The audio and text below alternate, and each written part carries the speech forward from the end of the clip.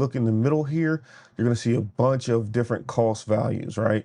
Now, these cost values I put them in play to basically manipulate the path on how 5, 6, and 7 get to those quad 0. And this is where optimal route reflection comes into play. Because without optimal route reflection, 9 times out of 10, all paths are the same.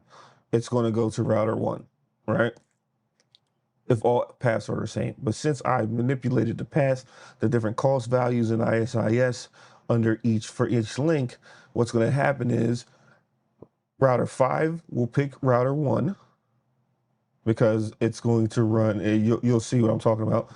Router 6 is going to pick router 2, and router 7 is going to pick router 3 because the route reflectors are going to run this thing called reverse SPF. And what that is, if you know how the SPF algorithm runs, basically whoever's running the SPF algorithm is the root of the tree, right? So you get the graph and then you run the algorithm on the graph, and that's how you get the shortest path tree. So what the route reflectors are doing is they're not running the calculation based on their point of view.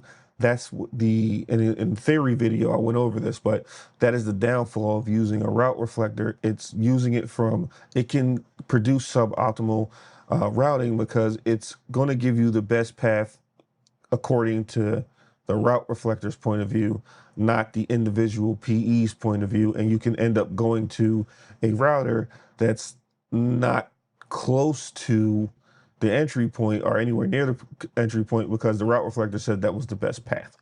So what optimal route reflection does, it is going to run reverse SPF, which is it's going to not say I am the root. It is going to run the algorithm saying that router 5 is the root, and then it's going to say router 6 is the root, then it's going to say router 7 is the root,